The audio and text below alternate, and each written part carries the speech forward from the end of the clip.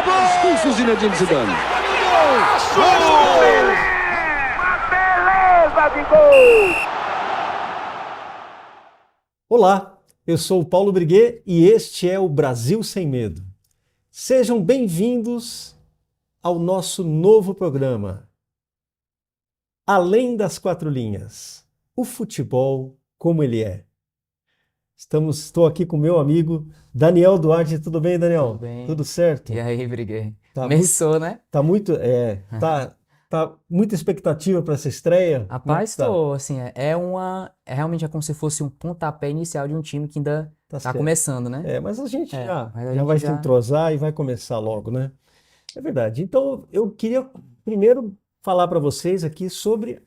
A gente teve essa ideia de falar sobre futebol aqui no BSM, porque muita gente pediu. Primeira coisa que muita gente pediu.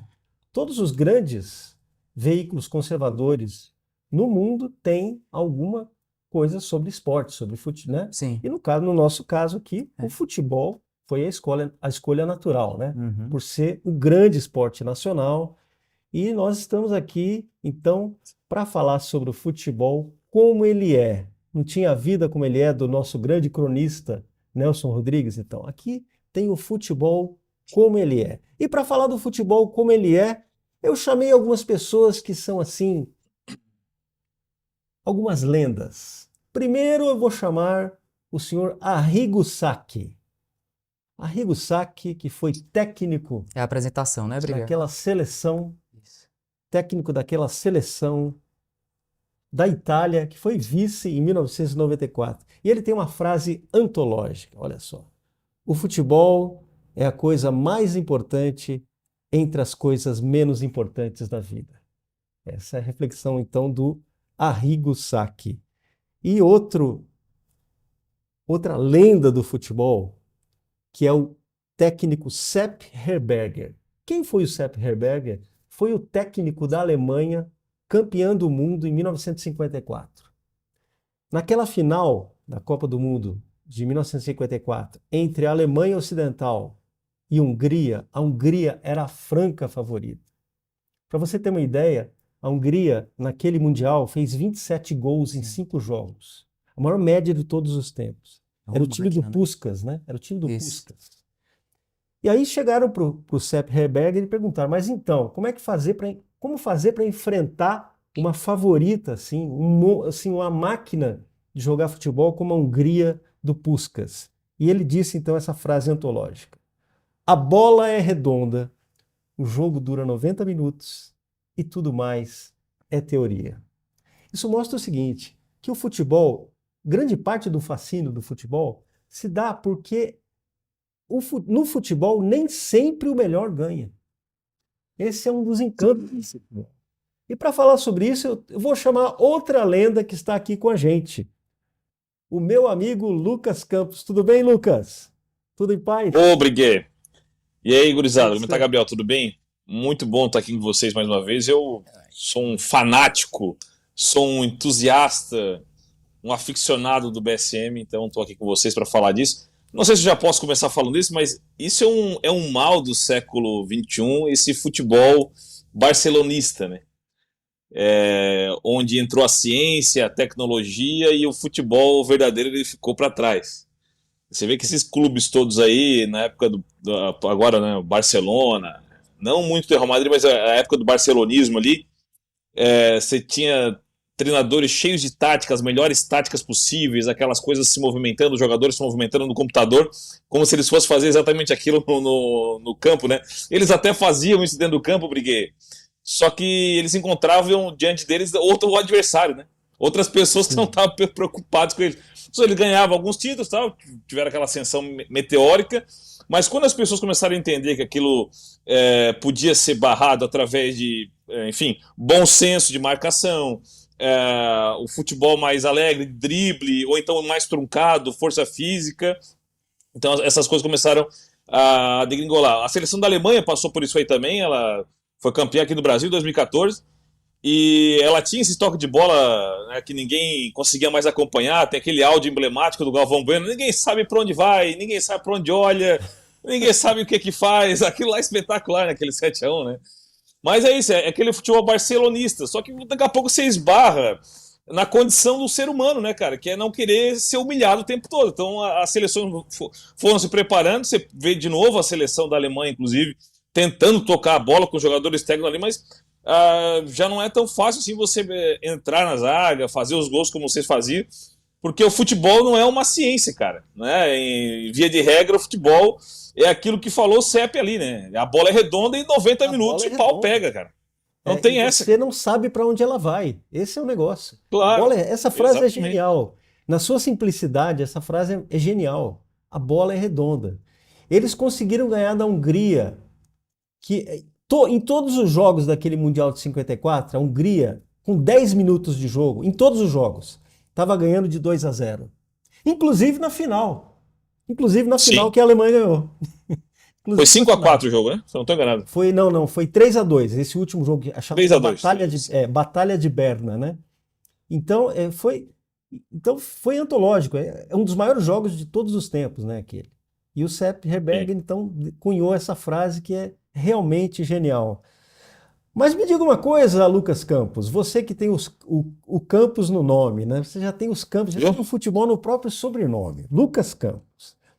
Você, Lucas, você atuou como jogador profissional, você jogou no Criciúma, da sua cidade, seu querido Criciúma, você jogou no Inter de Porto Alegre, você jogou no Ipiranga de Erechim, você também teve atuação em times da Coreia do Sul, da Tailândia e do México. Quer dizer, você rodou o mundo com a bola redonda, não é verdade?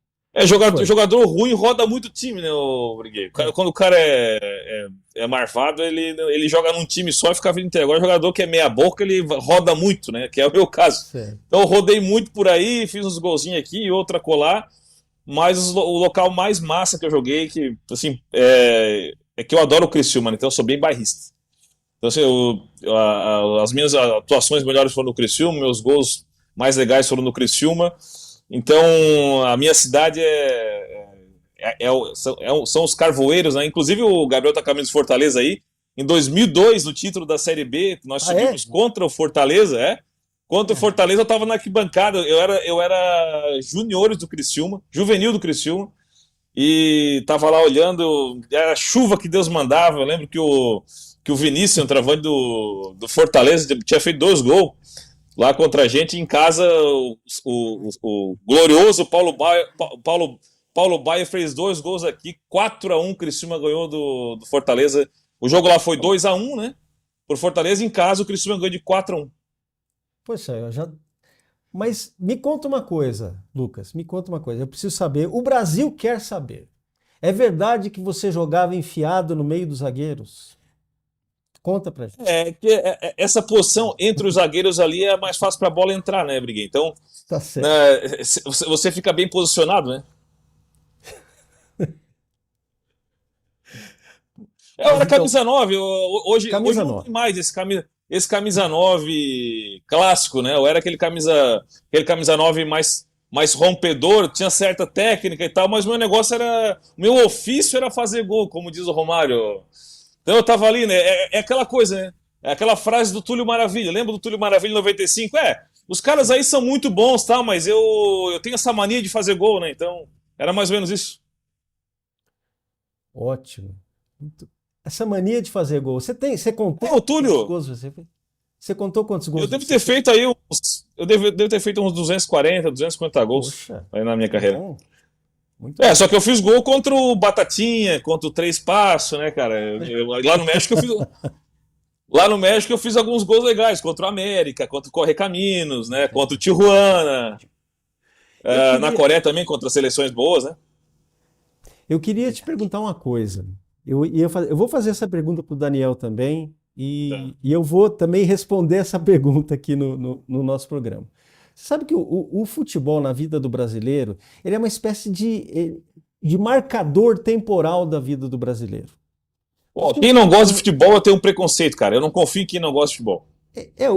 O sujeito vai marcando a vida dele. O seu Silvio Grimaldo, né? O Silvio Grimaldo você dá um desconto, né? Porque ele gosta, o programa tá aí no canal. Viu? Ele atua conforme o Ocidente manda, né? Tá certo. Lucas, o futebol é uma espécie de marcador da vida da gente. A gente lembra onde tá. Eu me lembro onde eu estava em cada Copa do Mundo. Cada Copa do Mundo. Cada grande final. Você se lembra exatamente das pessoas, dos lugares, Mesmo das quem não datas. gosta de Mesmo futebol, quem né? não gosta de futebol. Você sabe onde você estava na Copa de 94, 98, de 2002, né? Eu tenho os É detalhes. tipo 11 de setembro, né? A 11 de setembro eu tava Onde em você tal estava lugar. em 11 de setembro. Tem isso. Ah, é mais ou menos isso. Então, eu queria que você me dissesse aqui, depois queria que o Dani me dissesse também. Qual a sua maior alegria com o futebol e qual foi a sua maior tristeza com o futebol?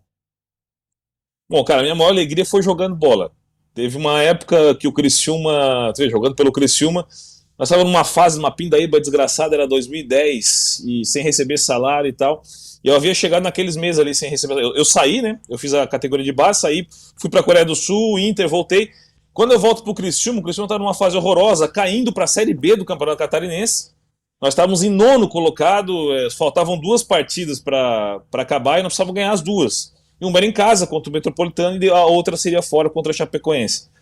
E eu lembro que era no Dia da Mulher, era o Dia Internacional da Mulher, e o Criciúma precisava daquela vitória. Eu tava reestreando no Criciúma, e eu entrei aos 31 minutos do segundo tempo, o nosso treinador Wilson me chamou, e eu, bom, fui, né? Fui lá correndinho. Cara, a minha primeira bola do jogo, eu fui virar a jogada pro nosso lateral esquerdo. Eu só entrei e já peguei na bola. E fui virar a bola, entreguei no pé do centroavante dos caras. O cara foi dentro do gol e perdeu o gol, cara. Eu já fiquei louco. Eu sempre, meu Deus, agora já me deu aquela agonia, já tava sem confiança. E só que no lance seguinte, aos 34, saímos jogando, etc. Ali, daqui a pouco o nosso meio toca a bola no da Silva. O da Silva só escora pra mim e eu faço o gol, cara. Isso aos 34, 1-0 para nós, eu fiz o gol. Cara, o estádio veio abaixo e nós ficamos segurando o resultado em casa. Nosso time era muito ruim. E assim, aquele dia foi um dia muito legal. Foi um gol importante pro time da minha cidade. Foi um dia muito alegre. Parece simples, mas foi uma coisa muito que me marcou. E de tristeza, cara, foi uma vez no México. Nós estávamos jogando contra o América do México na Copa do México, era na semifinal. Nós vencemos esse jogo. Mas eu vi um parceiro meu quebrar a perna, cara, e isso pra mim foi chocante, assim, no meio do jogo. E ele é muito amigo meu, assim, o nome dele era Waldemar Acosta, um equatoriano, um corredor, muito bom jogador, e eu lembro, assim, do momento que eu vi o estalo, assim, ele jogava comigo na frente, atacante, e corria muito, ele me ajudava muito, e eu lembro que passou esse dia, esse dia ele nunca mais conseguiu voltar a jogar, e também aconteceu depois com um outro amigo meu lá, que jogava no América, que é o centroavante Rodolfo, que depois ele passou na seleção mexicana, né? Era mexicano mesmo. Então também ele teve. Desculpa, o Rodolfo era o meu colega de quarto lá. Era o Raul Jiménez. O Raul Jiménez também ele teve um problema cerebral, ele dividiu a bola com a cabeça, bateu com o outro cara. E eu até fiquei feliz, depois de 2 anos ele voltou a jogar. Ele ficou sequelado, não falava, e voltou a jogar ainda há pouco, né, no futebol espanhol de novo. Eu fiquei muito feliz também. Então são 2 episódios assim, 3, né? Acabei falando 3. Mas 2 tristes e um bom aí. Vou ficar com esse momento mais legal que eu fiz o gol. Obrigado, deixa eu meter uma... Claro. Eu posso falar vulgaridades, diretora? Fica à Futebol. vontade. Tá permitido. Olha, O futebol e vulgaridade é real, pô. Sabe qual é a Nelson lei de Rodrigues, Gil, né? Sabe qual é a lei de Gil, né? Sei, Sabe claro. qual é a lei de Gil? Quem não sabe? A lei... Porque o Gil é um jogador que ele deu uma entrevista pra Canção Nova e aí ele acabou soltando um palavrão. Uhum. Ele diz, rapaz, no futebol vale tudo, só não pode dar o... Sim. Ir pra Canção Nova. E a Canção Nova, rapaz, que é isso? É uma rádio católica, como é que você faz esse negócio? Aí ficou O sacramentado. comentário do cara foi mais legal, né? Ficou sacramentada a lei de Gil. Rapaz, no futebol pode tudo, só não pode, né? Mas, o que eu ia dizer, eu pensando nessa história do Lucas, cara, aí eu lembrei de uma frase do Ibrahimovic essa semana. Sim. Eu acredito que foi essa semana. Tá jogando ainda. Não, ele parou? ele se aposentou, inclusive foi festona Aposentou. no Milan. Um festaço, assim. Ele foi um jogador muito importante para muitos times. Pro Sim, Milan, grande jogador. foi um grande jogador.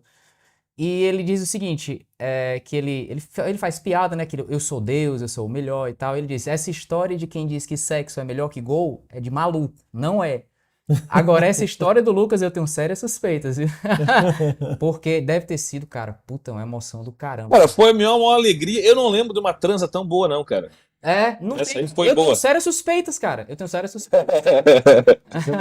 E assim, e você disse, eu tava num time que era o seu time de coração, né? Mas um Sim. time inferior, né? Inferior no. Sim, claro. Então, Tive a é Série B, isso pô. que é a É, coisa do futebol. Quer Poxa, dizer, um cara. time pior, um time inferior, ele pode fazer grandes coisas. É. Ele pode, de repente, surpreender todo mundo. Isso é o fascínio do futebol, Ah, né? não existe. O Criciúma hoje tem a quinta melhor média de torcedores no estádio. A média é a mesmo, quinta cara? maior do Criciúma. O Tigre Carvoeiro. Que Não, o pessoal é Não, o fanático. Criciúma é cara. um time Criciúma grande é mesmo, cara. O fanatismo. Criciúma é um time grande. a- É, o Aliás, Criciúma eu foi queria campeão da mostrar Copa do aqui, Brasil olha. em 91, né? É. Queria mostrar aqui o Lucas em Campos. Em O Campos. Lucas em Campos. Pode colocar. Não, aí não sou eu, não. Aí não. Aí é o pessoal do Fortaleza. Essa foto aqui, É ó, da apresentação. da minha apresentação. PowerPoint. Eu vou achar o meu gol, eu vou achar esse meu gol aí contra o Metropolitano e vou soltar aqui um dia pra nós. Beleza. É o que tem PowerPoint. Ah, beleza. É só apertar no botão vermelhinho. Tá certo. A gente tá começando aqui, mas a gente se É encontra. isso mesmo, é isso mesmo. E o que é interessante é que vocês eram patrocinados pelas empresas de carvão lá, né? Sim, é a terra do carvão, né? Então as minas de carvão patrocinavam o Criciúma. Não, mas tem problema. Beleza. Você tem uma Você foi também para Tailândia? Como é que era lá na Tailândia? Cara, a Tailândia é um futebol amador, cara. Como é que você se Eu expressava? falo inglês, então, Fala assim, inglês. dá pra... eles não falam inglês, esse é o problema. Eles só falam inside, front, inside. Aí eu tentava, assim, de alguma maneira, levar para um lado que eles conseguissem entender alguma coisa, né? Mas é um futebol muito ruim, cara, muito ruim mesmo. Eles bem amadores. Assim, eu fui por conta do financeiro, eles até pagam bem, assim, né, para o país, mas eu não consegui ficar 6 meses lá. Tudo muito ruim, língua, alimentação, o futebol inexistente. Nós tínhamos um camisa 10 lá, cara. O nosso camisa 10 ele não treinava muito, ele ficava só batendo foto, ele chegava de carrão, aí aparecia lá nas revistas. Ele era o camisa 10 da seleção, né, do país. Então, assim, só que ele era muito ruim. Só que é isso aí, ele era um cara rico e tal, tinha, né, a família tradicional lá na Tailândia. Era meio Cara, que era um uma dono vergonha. da bola. Era um dono da bola. Era o dono da bola. Ó, isso aí sou eu. Eu não sei se você concorda, e você também, Lucas. O futebol, a beleza do futebol é o caos ordenado. É, isso aí. Ele precisa priorizar o caos. E assim, aqui tá um caos ainda, mas ele vai se ordenando aos poucos, faz parte. É parte do É isso futebol aí. também. Isso aqui tá o Lucas. Olha só o Lucas aqui comemorando um gol, ó. Carvão, É. o que tá escrito ali? Carvão mineral. Carvão mineral, energia nacional. É isso aí. Mas o Lucas tava no shape, viu? Você Agora, shape hoje, eu né, tô Lucas? inchado. Ele tá no shape Ah, hoje. agora Isso aí é que ano? É que ano que é isso daí, isso aí Lucas? isso aí é 2000 e bolinha, cara. Sei lá, né? Você acha que é 2010? Ô, Lucas, me conta uma coisa. Você disse que tem 36 anos, tá? Tem. Nós conhecemos jogadores que estão. O Cristiano Ronaldo tem isso. Tem Um 38, Guerreiro que agora vai pra final da Sul-Americana tem Aham. 39 anos. 39 Paulo anos. Guerreiro. Você está em Portugal. Você está em Portugal. Certo. Então, será que tem alguma chance do Sporting te segurar aí? Que nem o Pelé. Parece que você vai visitar o. Olha, ô, Vai ver que eles te pegam lá, cara. Depois da aposentadoria, igual o Pelé, né? Vai que volta. É. Briguê, pelo que eu tô vendo aí, cara, não só do Sport Lisboa, mas os camisa nova que estão aí, tu me dá aí 3 mesinhos, eu emagreço 5 quilos e Certo. eu resolvo o problema de uns 2, 3 times aí, rapaz. Beleza. Ó, já chega. É que eu gosto muito da água, né? Eu como água, né, cara? É complicado, né? Sabe aquela música, tá comendo água? Não, não. Sim. É isso aí. Sim, Brigue. Aí você tinha perguntado qual tinha sido o meu. É, então, eu queria saber de você também, Dani. Olha, aqui, ó. Eu vou abandonar vocês aqui, conforme beleza. combinei a participação de vocês aí, mas sei. eu tô junto aqui, tô parte do programa aí, gurizada. Tamo Não, junto. é o Lucas é parte do programa. O culpado é a gente, não é o Lucas. A gente atrasou hoje, mas foi o primeiro programa, a gente tava ajeitando ainda, querendo deixar. Eu vou no jogo de futebol agora aqui, né? Sou obrigado aí. Queria agradecer muito a participação do Lucas Campos, tá? O Lucas Campos também tem um programa sensacional chamado Perigo de Gol, né? Que eu acho Na muito bom Mondaycast, também. às 21 horas, quinta-feira. Mondaycast. Nosso companheiro de jornadas da alta cultura em Santa Catarina, né? Espero estar aí em breve para. Futebol é alta cultura, né? Essa é a É verdade. isso, é isso aí. Tem tudo a ver. Grande abraço. Valeu, Lucas. Obrigado. Grande abraço, Briguei. Valeu! Até mais. E você, como é que foi a sua alegria e sua tristeza no futebol, Dani? Pois é. Diga lá para nós. Cara, assim, eu acompanho já há muito tempo, tem muitas, né? Não tenho tantas quanto você, porque Sim. eu realmente Você não comecei a tem a minha acompanhar. idade. É, não tem a sua novinha. idade, né? Você está com Não, quanto? tenho sua sabedoria, eu tenho 35. 35, tá novo. Quase que me confundo agora na idade. E eu comecei a acompanhar futebol mesmo nos anos 90. E eu acabei dando uma pausa mais ou menos nos anos 2000. Sim. 2000 e bolinha também, como ele falou. 2003, 2004. Sim. Depois da Copa depois da Copa de 2002, meio que foi uma grande alegria, mas eu meio que fui deixando um pouco de acompanhar. E voltei a acompanhar em 2005, 2006. Na Copa eu acho que eu tava acompanhando pouco. Mas assim, que eu me lembre, é uma memória de infância. Sabe aquelas memórias de infância? Que você tem guardadas, você tem poucas, mas tem algumas que você tem guardadas quase como um filme na sua cabeça. Quando você resgata, você lembra do Sim. cenário, das pessoas, do que aconteceu, onde você estava. Eu lembro que eu estava na casa de um vizinho, que foi quando o Corinthians ganhou o primeiro Mundial oficial da FIFA, né? Aquele Mundialito, aquela Copa Ali em no 2000. Maracanã. Isso, Maracanã, né? ganhou do Ganhou do Vasco, né? ganhou do Vasco. Em decisão de pênaltis. Eu me lembro. Se eu não me engano, acho que foi decisão de Ano pênaltis. 2000, É, decisão de isso, pênalti, que eu lembro que exato. eu torci muito, assim, vibrei porque foi numa decisão de pênaltis. E eu era muito, muito criança, eu tinha o quê? Eu tinha 12 anos, 11 para 12 anos, por aí. E eu lembro que eu tava na casa de um vizinho que era vascaíno. E como eu nasci no Nordeste, nasci no Ceará, os times do Ceará, os times do Nordeste, como eles não são muito, não tem muita mídia, não eram, hoje já tá mudando um pouco o cenário, mas como não eram tão evoluídos, não participavam de campeonatos tão importantes, nem sempre despontavam na Série A, em campeonatos intercontinentais não, né, desculpa, internacionais. Aí a gente tem um time local, muitas vezes, E você tinha e tem o Corinthians, time nacional. você tinha o Isso, Corinthians e o Fortaleza. Exatamente, eu era torcedor do Como é Fortaleza. que fica essa mas paixão gostava aí? do Corinthians. Qual que ocupa o maior lugar assim, Depende muito da ocasião. no teu coração? Ah, hoje é o Fortaleza, com Hoje é o certeza. Fortaleza. Hoje é o Fortaleza. Porque o Fortaleza realmente foi crescendo tanto na proximidade da torcida com o tempo. A torcida foi se aproximando mais, tanto assim, com o crescimento da internet, também com a proximidade de novo aos estádios, que antigamente era muito. Hoje ainda é perigoso ir pro estádio lá em Fortaleza, mas antigamente era realmente muito mais perigoso. Hoje já mudou muita coisa. As torcidas, elas são pouco mais conscientes também, apesar de ter problemas. Teve toda a questão de envolvimento de sócio-torcedor, de trazer o torcedor de volta para o estádio, trazer as famílias de volta para o estádio. E o Fortaleza realmente foi conseguindo mais resultados e trouxe o torcedor, né? Agora, é um time tradicionalíssimo, é de 1918, o É, Leão. É o isso, Leão, né? o Leão, símbolo é o exatamente. Leão. Não 1918. muito tradicional a E história. essa estrela que tem no Fortaleza é o quê? Agora você me pegou, mas eu acho que é. Você me pegou, Briguei, eu não tenho certeza. É mesmo? Eu ia chutar aqui, mas não tenho certeza.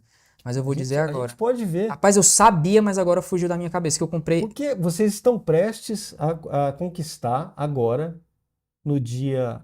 Em breve. Pronto, eu sabia. Eu já ia dizer, mas eu não queria chutar. Mas é da Série B. Ah, o Em campeonato da Série B 2019, de é. 2019. Eu ia chutar, não quis chutar, mas era É. esse. Então, mas me diz uma coisa, vocês estão prestes a colocar mais uma estrela, talvez aí, que é o título da Sul-Americana. Eu Sul-Americana. não sei se eles vão colocar, né? Eu acho que vale colocar. Vai ser em novembro agora? Vai Uhum. ser agora em dia 28 agora, dia 28 De outubro. O jogo vai ser onde? Vai ser no Maracanã? Não, vai ser lá Em Ponta del Montevideo. Leste. Ah, em Punta del Punta del Este, Este. Uruguai. Isso. Certo. Punta Contra del o LDU do Contra o Equador. LDU, dia 28. Que é o Agora, vocês Vila tiveram essa Palmeira. vingança épica, essa partida épica contra Isso. o Corinthians, né? É. Foi o 2-0. Que é outra memória, inclusive, com o Fortaleza, que eu tava num jogo, que era um jogo de decisão de campeonato cearense, e Sim. eu e o Miga, a gente já imaginou que o Fortaleza fosse perder, a gente saiu do estádio. Olha só a imagem que bonita aqui. Pode colocar pra gente, Pode Ana? colocar, né? A imagem bonita aqui da E a uma gente vitória de saiu do 2-0. estádio. Quem? É só Como o é? pessoal comemorando aí, Isso, ó, a isso. vitória, Os jogadores do Fortaleza. jogadores do Fortaleza. O Fortaleza, hoje ele tem como técnico um argentino, né? Isso. Pode colocar as imagens, Ana, do jogo do Fortaleza contra o...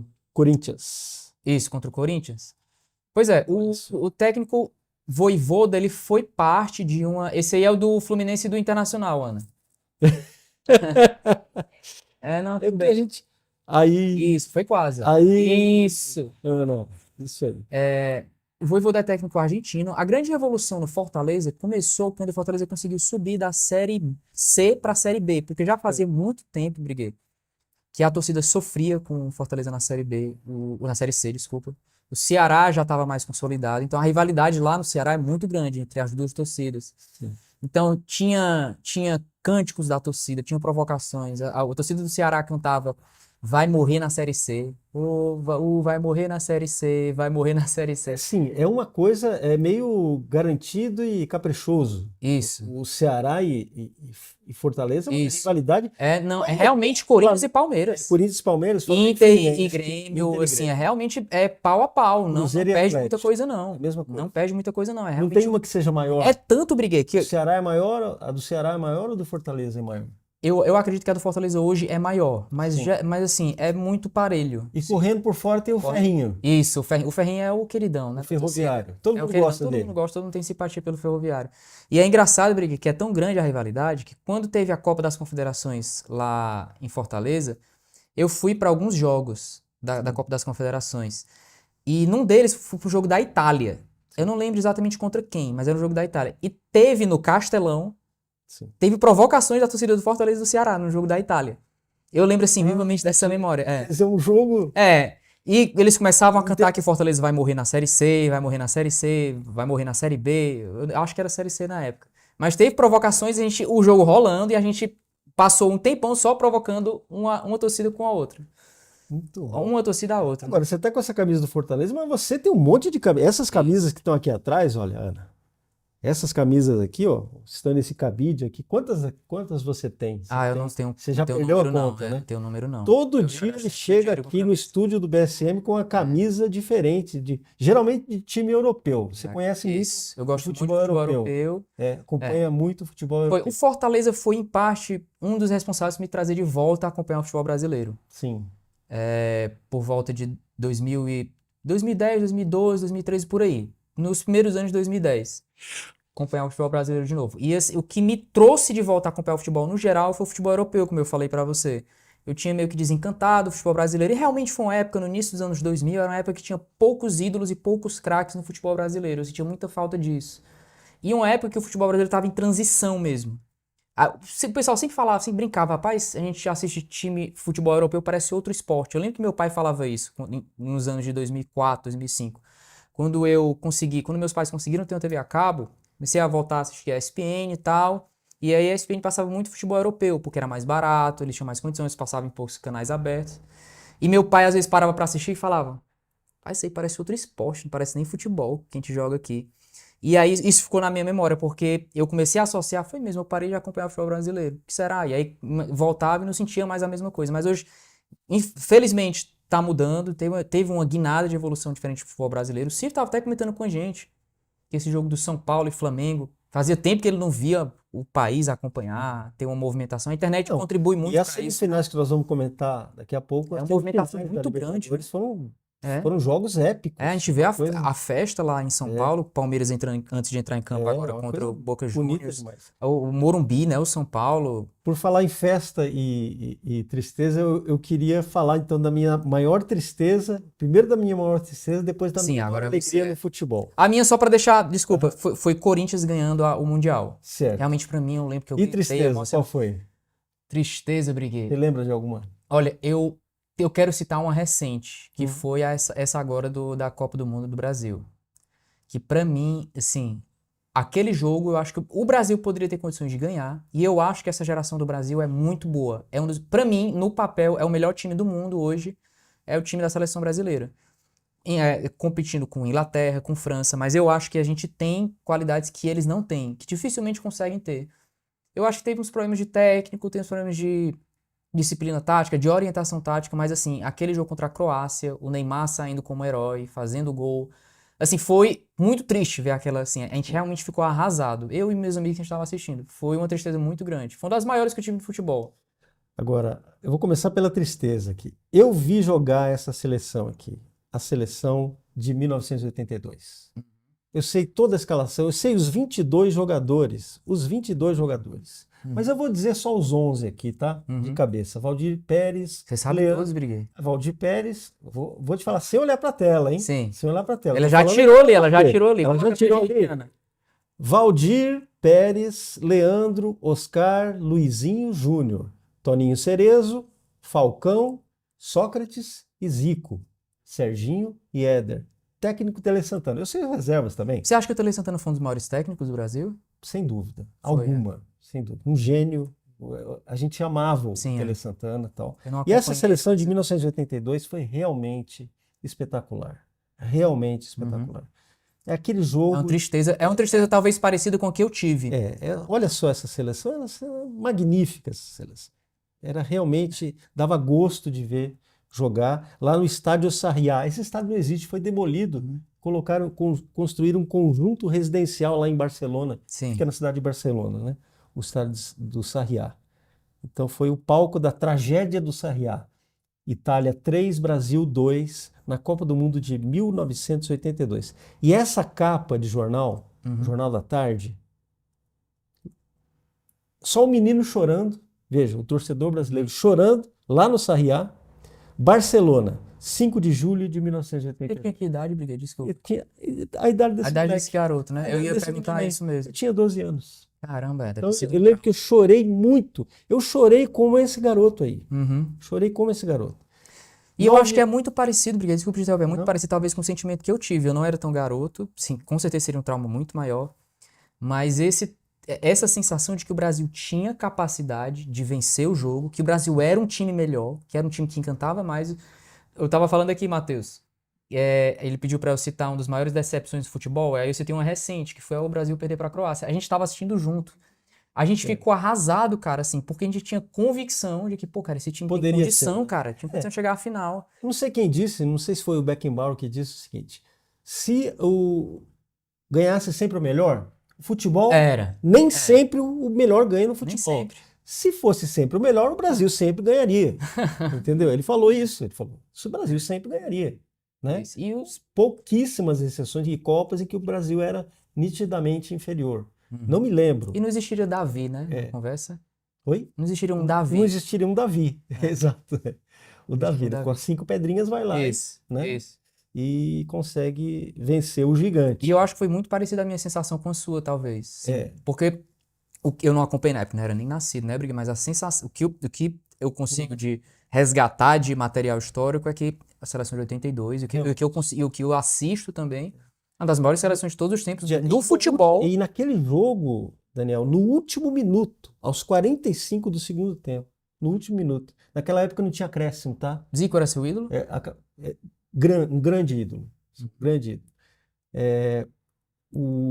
No último minuto, o Oscar, que era um grande zagueiro brasileiro, um dos maiores zagueiros de todos os tempos do Brasil, deu uma cabeçada fatal no gol do Dino Zoff e ele consegue se esticar e pular e fazer aquela defesa, uma das maiores defesas de todos os tempos, que ele fez no último minuto. E pegou aquela bola e aquela bola não entrou. Até hoje eu sonho. Eu tenho pesadelos até hoje. Engraçado, sabe? Aquela Me bola lembra- entrando, entende? Me lembra o Courtois, cara.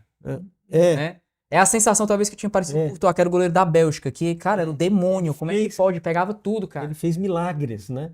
Como o goleiro da Argentina, do Boca Juniors, Sim, fez ontem sim, no jogo sim, contra o o Palmeiras. Sérgio Romero. Né?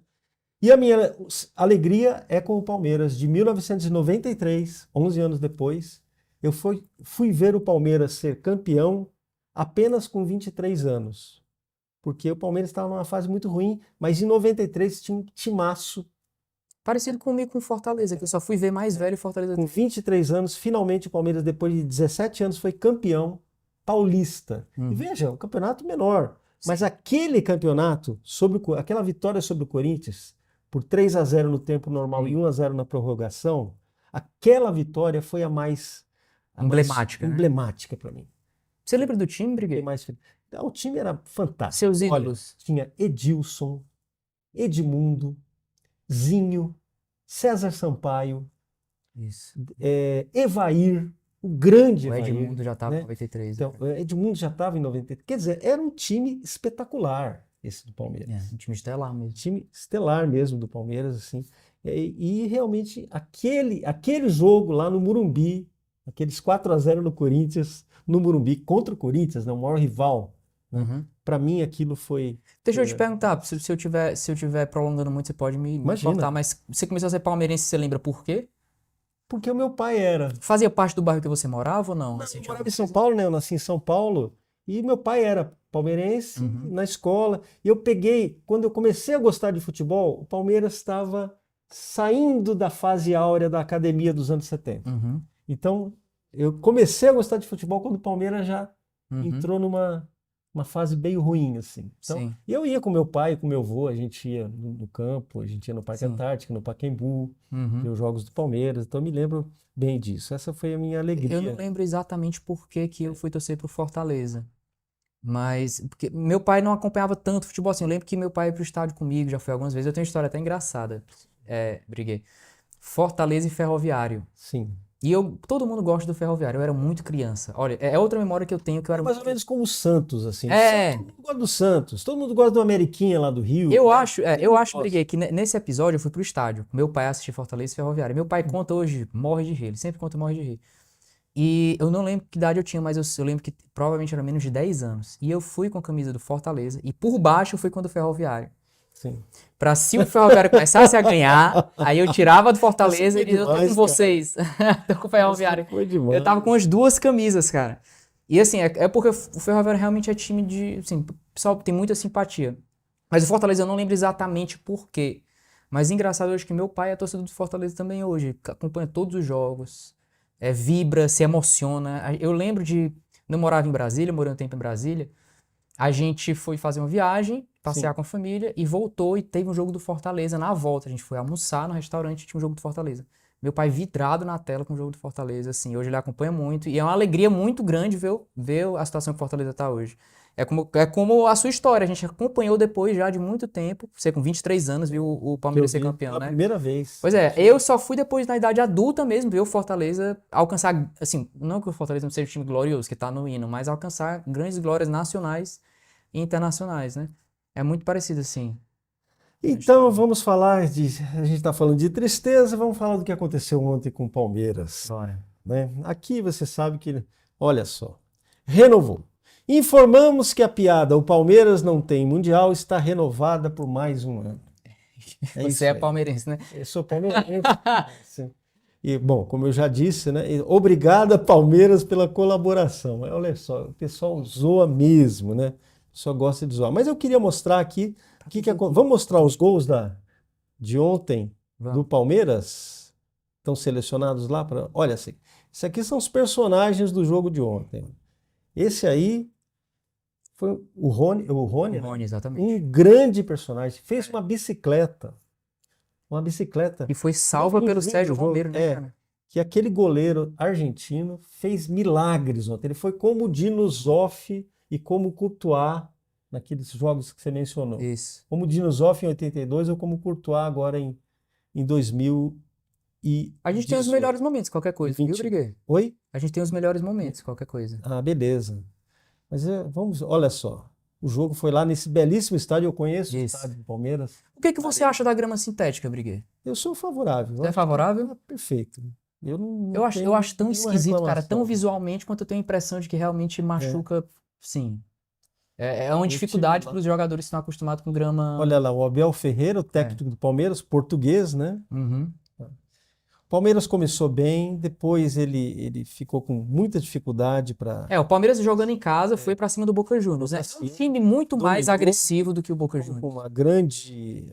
A posse de bola foi do Palmeiras, mas Isso. é aquela história, né?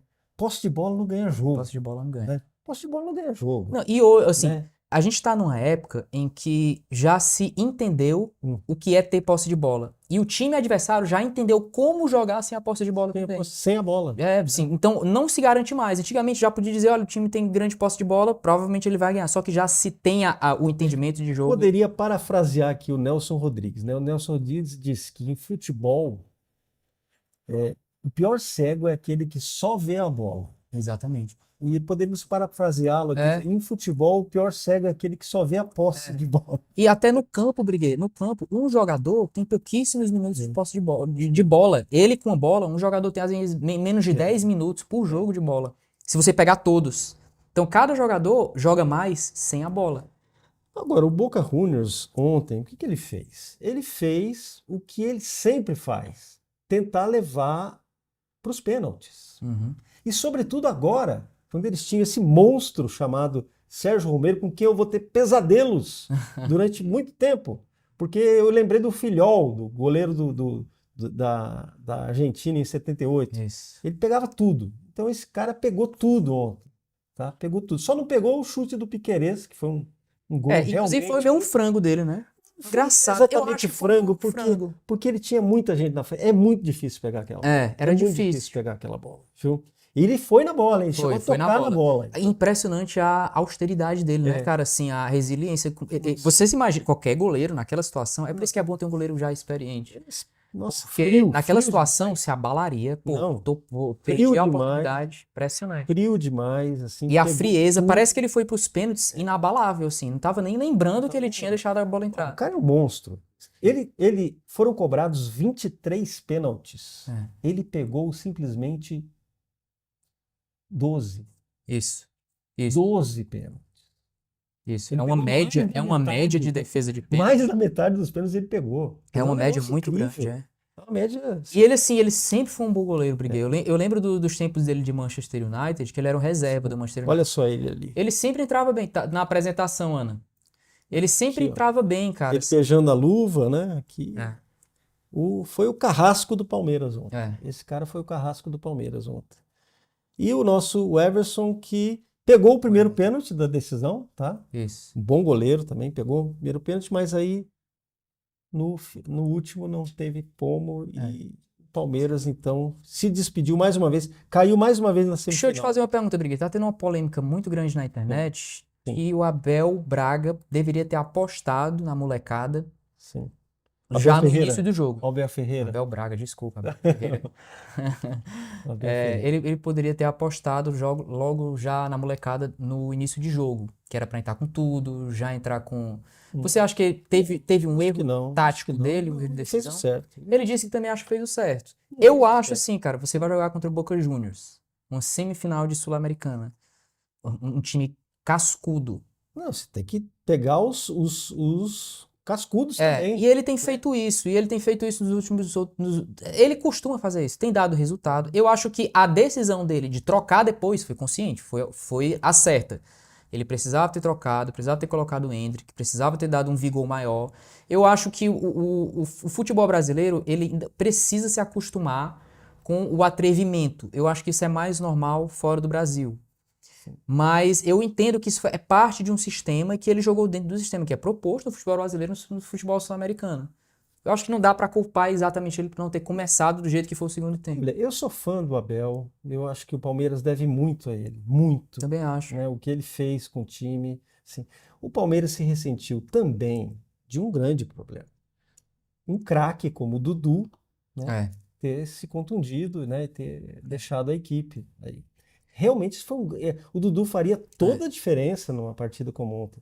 Era um sujeito que precisava estar em campo ontem, né? Tivemos, mas temos que dizer o seguinte, o Rony foi perfeito, cara. Nossa, aquela bicicleta. Até meu filho fez E outra coisa uma resenha aqui. Bota a resenha do Pedro aí. Olha, eu pedi pro meu filho fazer uma resenha do jogo, tá? Ele fez aqui, ó. Golaço de Piquerez de fora da área. Quase um golaço de bike do Rony nos acréscimos. Eles fazendo. Meu filho já está preparado para participar. Você acha que é um do trauma de Além infância para ele? Não, ele tá mais cascudo. Tá mais cascudo, Ele chorou, por exemplo, aquela eliminação da Bélgica, né? Sim, Contra a Bélgica. 2018. Em 2018 ele chorou. Ele tinha 8 anos. Agora ele já tá mais cascudo. Tá com as costas grossas. Com as costas grossas. Até porque o Palmeiras ganhou, né? Ele viu o Palmeiras ser campeão da O Libertadores. Courtois também no imaginário dele deve ser um vilão, como foi pra muita gente. O goleiro da Bélgica. Pegou muito. O tamanho do cara também, né? Aquilo lá, 2 metros e 10. Mas é o que você falou, porque lembrando, você falou que o Fortaleza não contava com o Dudu. E é engraçado, assim, que eu acho que também foi um erro de gestão. Sim. O Fortaleza tá com um jogador que foi emprestado pro Boca e ele jogou contra o Palmeiras. Geralmente, quando você faz um contrato de empréstimo, Tem essa o cláusula. Merentiel você coloca uma cláusula, ó, beleza, mas ele não pode pode. jogar contra o Palmeiras. E passou batido, eles não fizeram essa cláusula. E assim, eu acho que existe um erro do Palmeiras já, desde o início do ano, de não ter trocado alguns jogadores como o Gustavo Scarpa, Sim. que ele perdeu grandes jogadores, e de ter emprestado outros que poderiam ser usados, e não só poderiam ser usados, como foram usados pelo adversário que ganhou. Eu acho que é um problema não só do técnico, eu entendo isso, mas é um problema também de gestão. É engraçado, né? Como no futebol, a história é muito mais complexa do que a gente imagina que é só ter trocado aqui. Pois é. Porra, o problema já de quase um ano atrás. Pois é. E eu quero falar aqui também do jogo da quarta-feira, né? Que foi o jogo Internacional e Fluminense. Também foi um jogo dramático. E meus amigos, por exemplo, meus amigos Diego Pesce e Thomas Juliano, os colorados fanáticos, né? Fanático, doente, né? Inclusive o Diego vai participar do nosso programa, que hoje ele não pôde, porque ele está numa conferência. Aqui no Sul vocês falam torcedor doente também? Falamos. Doente, né? Doente, roxo, tudo isso a gente usa. Assim. Poxa, E aí teve essa partida. O Internacional começou ganhando lá no Beira-Rio, um gol logo no início da partida. Tem os melhores momentos aí também, Pois é. Ana?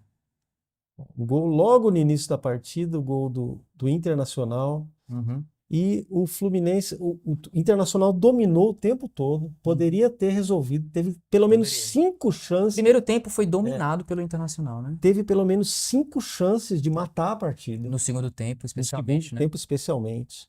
Quer dizer, é o time de um argentino, treinado por um argentino Isso, também. treinado pro argentino. O Cudê, né? Isso. Ele Que precisou de um equatoriano que foi o Valência, né? O Valência Sim. perdeu 3 gols seguidos, cara.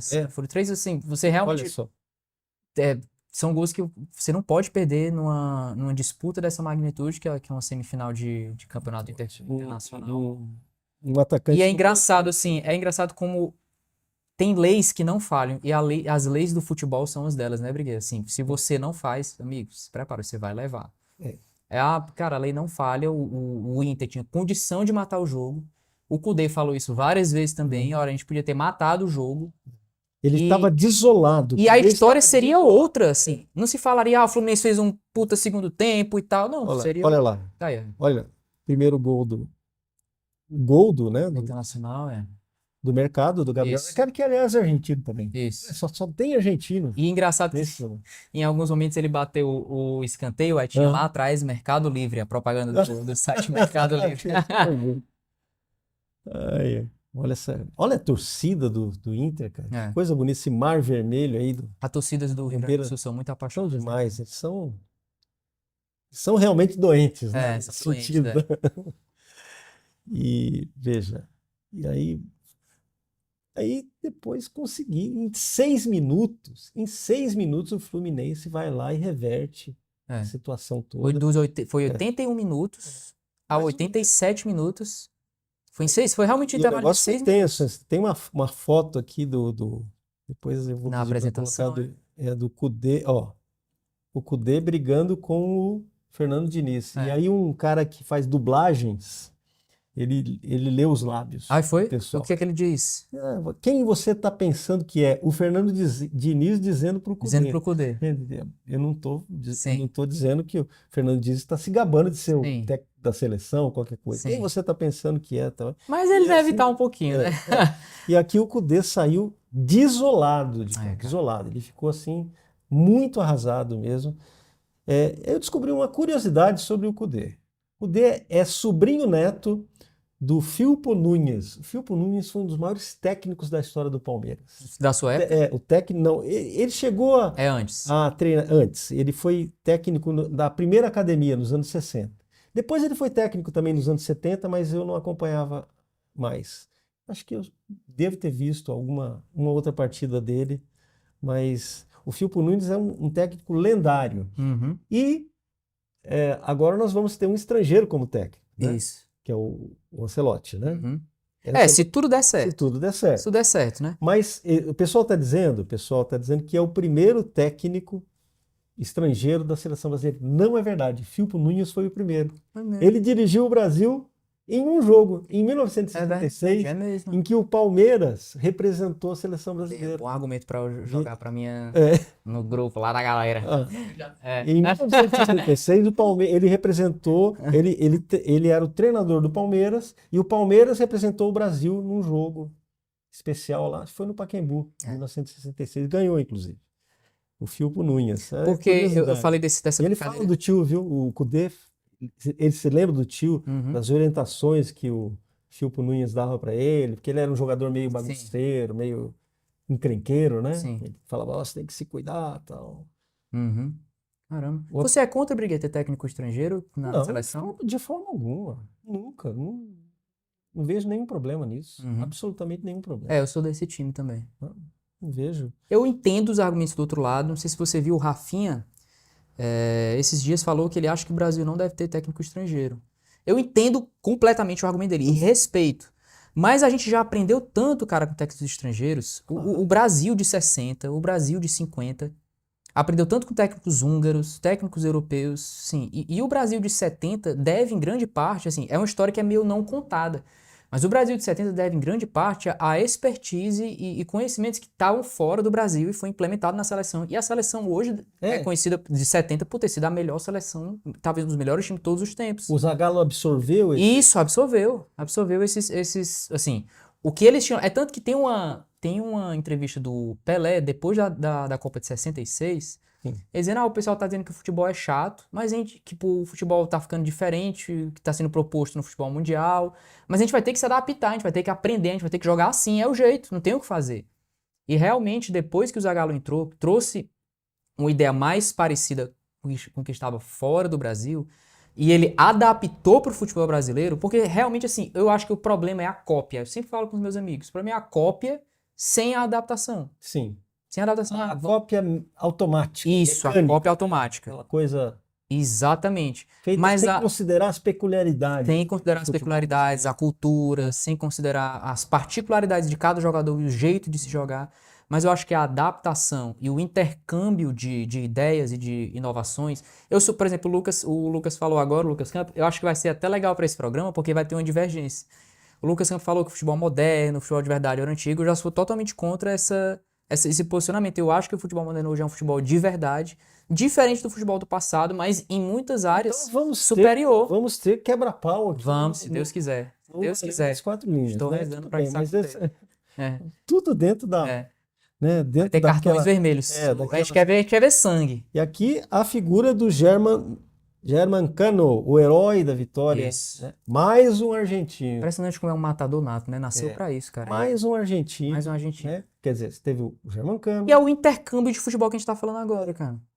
German Cano, o Romero. Isso. Né? Quer dizer, os argentinos decidindo aqui a situação. E o técnico do Fortaleza, né? Do Leão. Isso. Também. O Vojvoda mudou a cara do Fortaleza, né? Que beleza. E quem ficou muito feliz com isso, lá no céu, deve ser... Fluminense, não era ele? Claro, Fluminense desde antes da criação, antes do Gênesis. Ele falava que o Fla-Flu era anterior à criação. Ah, era? Já estava nos céus, né? Já estava na eternidade. Ficou certamente muito feliz, né? O nosso maior cronista esportivo, né? Nelson Rodrigues, e o irmão dele também era um excelente cronista esportivo. Como é o nome Mário dele Rodrigues mesmo? Filho, Mário Rodrigues. que dá nome ao Maracanã. É, velho. Estádio Mário Filho. Tanto é que o Nelson Rodrigues jamais falava Maracanã. Falava Mário Rodrigues Estádio Filho. Mário Filho. Mário Filho. Que era o irmão dele, o grande Nelson Rodrigues. Então nós estamos agora retomando a tradição. Olha só, é a nossa pretensão, retomar a tradição do conservadorismo no futebol. Que o Nelson Rodrigues morreu em 1980. 43 anos nós estamos retomando aqui o conservadorismo no futebol. Sim, e eu acho que ele seria fã do Diniz hoje, viu? Suspeito que ele seria um fã do Diniz. Vamos mostrar o Diniz então aqui, porque ele é o nosso próximo e último assunto que a gente vai discutir hoje, é a seleção brasileira, que agora volta aos campos para as eliminatórias. Mais um jogo das eliminatórias da Copa do Mundo de 2026, que vai ser a primeira Copa em 3 países, né? Isso. Primeira Copa em 3 países. Canadá, México e Estados Unidos. Isso, que é dia 17. Desculpe. Vai ser dia 17? Isso, dia 17 o jogo do Brasil. Não, esse daí com o Uruguai Com o Uruguai. vai ser dia 17, mas tem antes com a É Venezuela. verdade, tem contra a Venezuela. Dia 12 tem Verdade. contra a Venezuela aqui. O que você achou, o que você está achando da seleção sob o comando do Diniz? Você acha que de repente ele pode dar um golpe de Estado aí? Eu acho que é muito Hã? possível. É, Eu acho que é muito possível, vai depender muito do resultado dele agora nas na Libertadores. Libertadores. Eu acho que vai ajudar muito ele ganhar o campeonato com o Fluminense. E eu acho que depende muito também da projeção dele com o público, na mídia. Ele é muito querido hoje, o Diniz. Ele tem uma fanbase muito forte, porque ele traz uma proposta, aquilo que a gente estava falando, Briguei. O Diniz, ele traz uma proposta de jogo, de futebol, que é meio que a antítese do futebol moderno, digamos, do futebol europeu, que é o futebol de prisão em jogo posicional, em jogadores obedecendo a diretrizes do técnico de posições, trancados, fechados, às vezes alternam, mudam, mas tudo dentro de um sistema. O pessoal hoje na internet, engraçado, Briguet, ele é muito avaliado por torcedores e por analistas e por técnicos de fora do Brasil. Porque para eles, o Diniz, lá fora do Brasil, isso é realmente verdade, tem muito material falando sobre isso.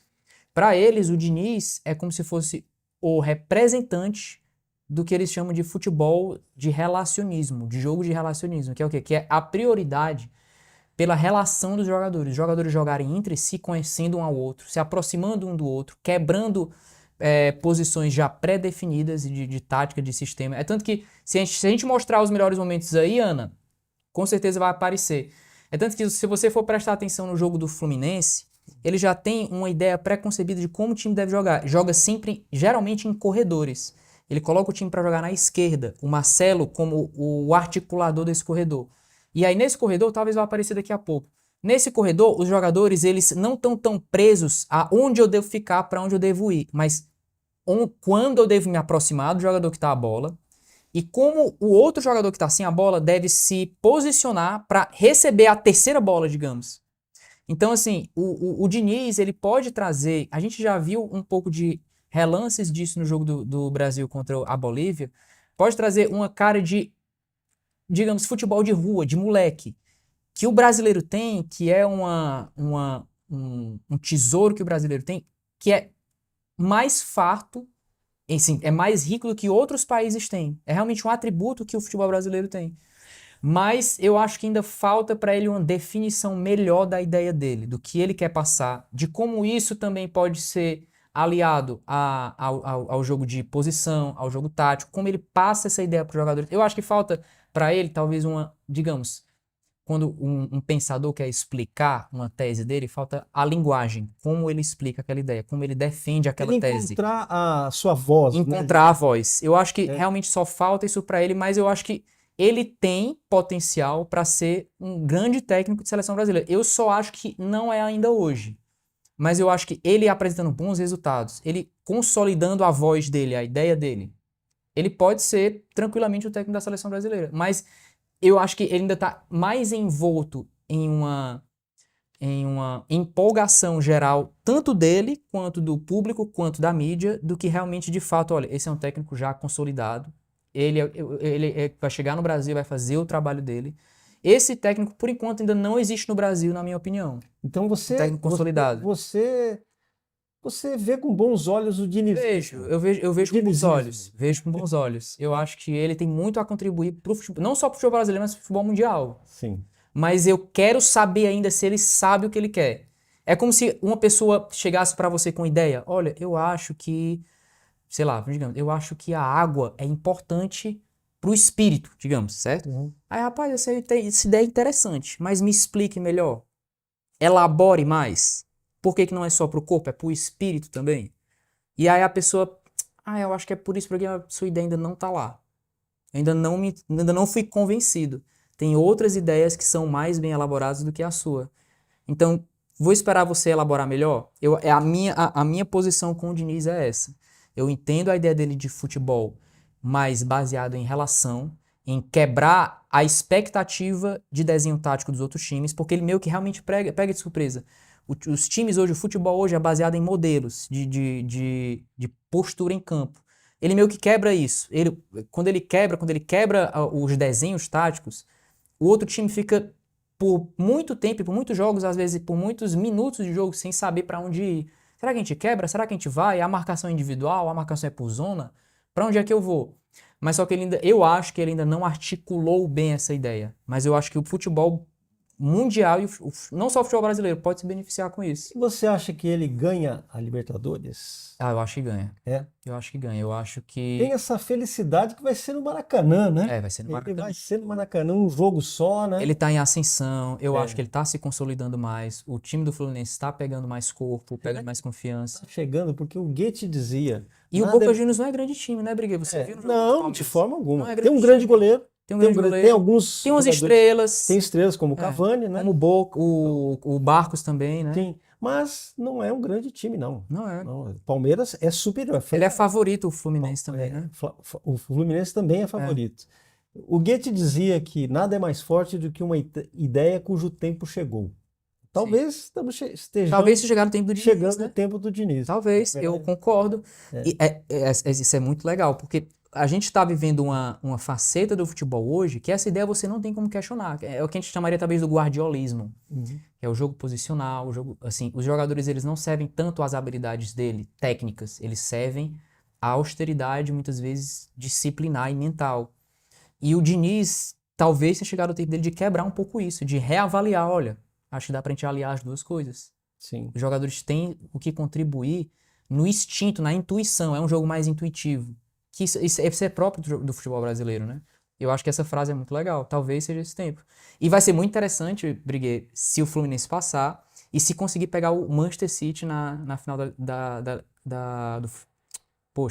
do Campeonato Mundial. Vai ser o Manchester? Vai ser o Manchester City, que é o futebol do Guardiola. Bolão. E você tá com a Que ele é o camisa- representante do futebol moderno, Eu Guardiola. tava com a camisa do Manchester. É, aí, tem a né? camisa aqui Manchester City aí. do campeão da Liga dos Campeões, Tá certo. que foi a tríplice coroa, né, do Manchester City. Que assim, hoje é o time mais bem montado e bem treinado do mundo. E vai ser muito legal ver o time do Diniz, técnico da seleção O brasileira. Matheus é parente dele?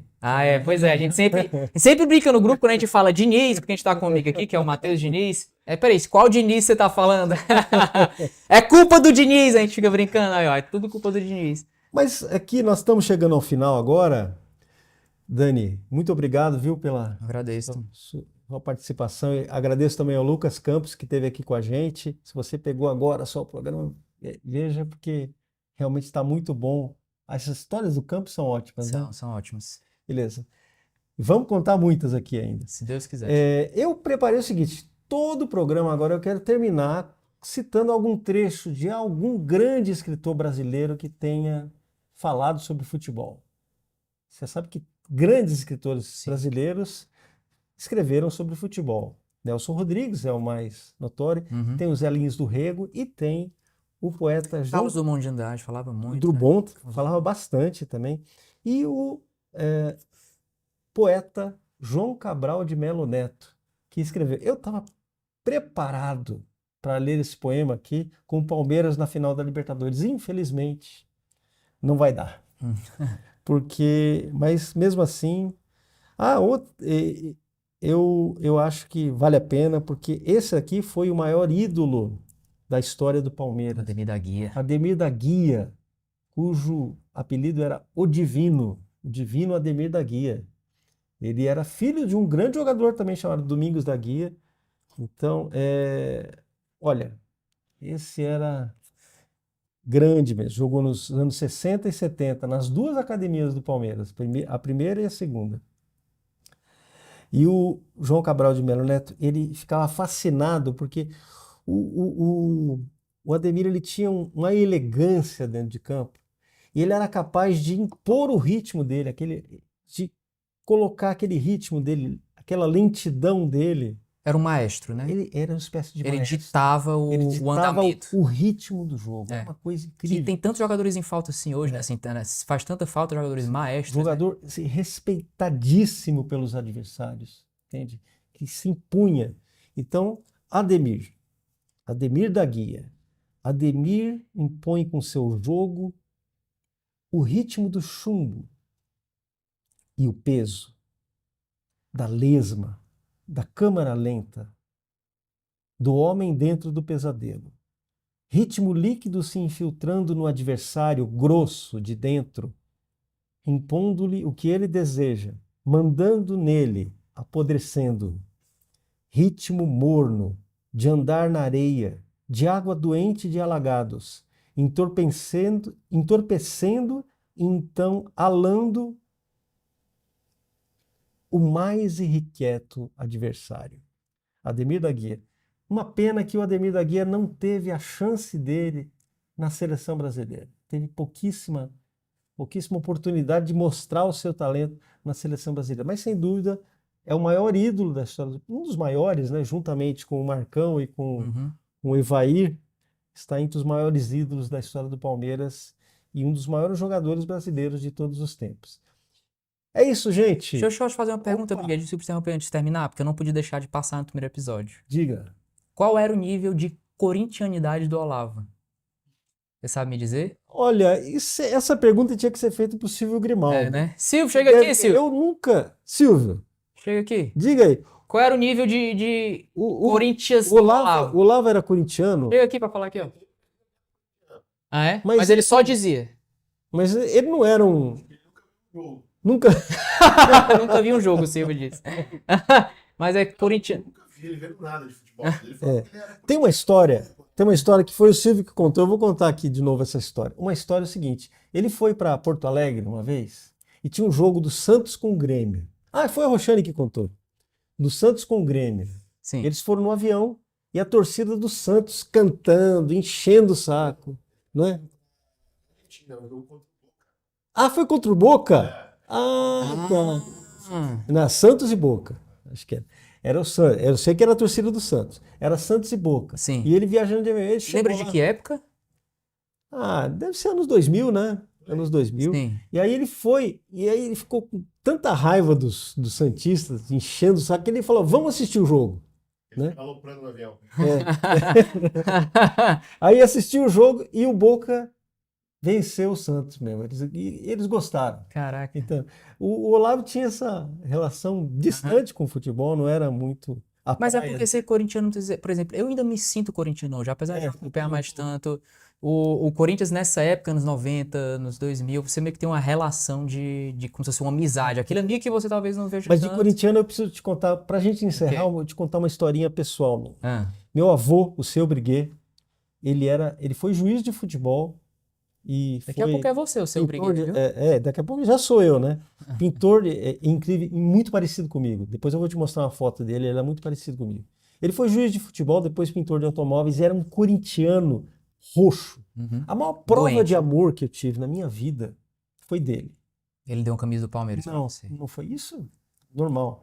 Não, ele falava o seguinte: olha, quando jogarem Corinthians e Palmeiras, eu vou torcer para dar empate, Caramba, poxa, que assim você não fica triste. poxa. Nossa, isso É é uma prova de bonito, né? Isso é bonito, né? É. Um corintiano fala isso? Poxa vida. Muita gente não entende, mas é uma das maiores provas de amor que um homem pode dar, né? É isso aí. Seu Briguet tá olhando por nós lá. Pessoal, esse foi o primeiro programa de futebol do BSM e a gente volta em breve com Além das Quatro Linhas.